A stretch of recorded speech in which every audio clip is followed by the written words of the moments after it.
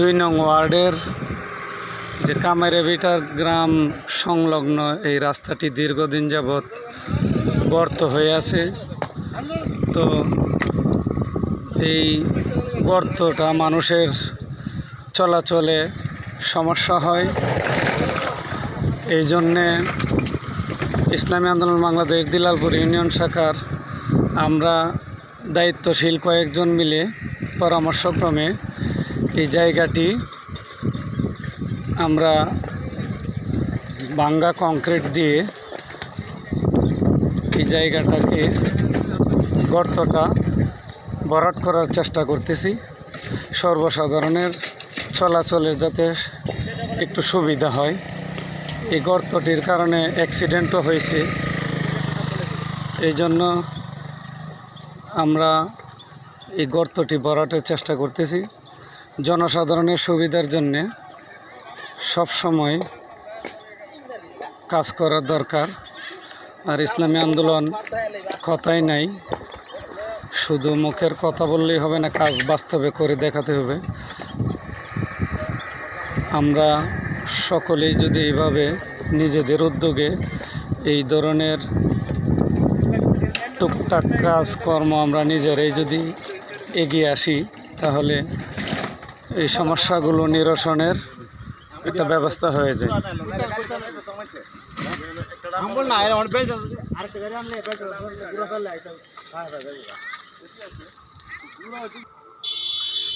এই গর্তটি ভরাট হলে আশা করছি মানুষের চলাচল একটু সুবিধা হবে। তাই আমরা এই কার্যক্রম অনেকে ধন্যবাদ জানাইতেছে। আসলে আমরা ইসলামী আন্দোলন সর্বদাই জনসাধারণের জন্য কাজ করে থাকি। জনগণ খুশি তো আমরা খুশি, আমাদের ব্যক্তিগত কোনো স্বার্থ নেই।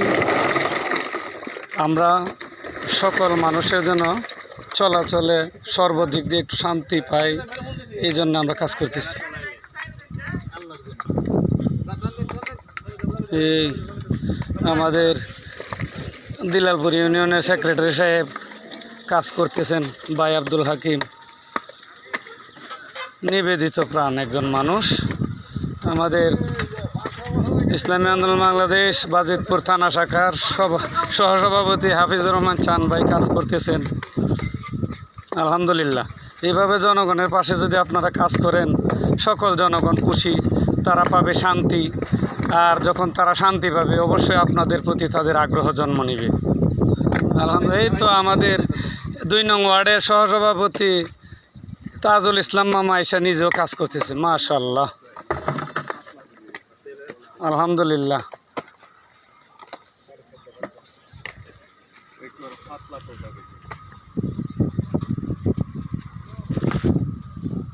ওইখানে বড় বড় এই ফাটাটি মিলাই দিতে পারলে। হ্যাঁ মামা, একটু সাইড দিয়ে দেন, জাগা গাড়িগুলি জাগা।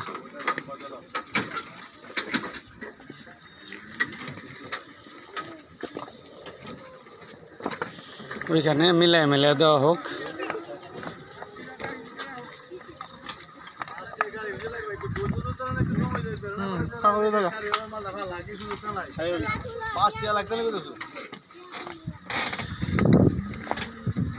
ইসলামী আন্দোলন টাকার জন্য কাজ করে না ভাই, জনসাধারণের শান্তির জন্য। জি, এখানে এর আগে গাড়ি অ্যাক্সিডেন্ট হয়েছে। আমরা অনেক দিন ধরে ভাবতেছি যে এই কাজটা করা দরকার।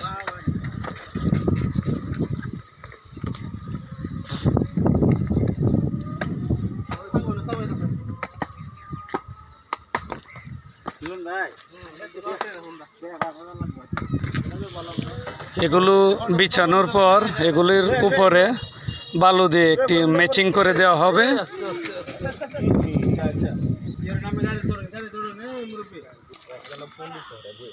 এই তো আমাদের সাংগঠনিক সাহেবও আসছেন, নিজের হাতে কাজ করতেছেন। আলহামদুলিল্লাহ, সবাই স্বেচ্ছাসেবক।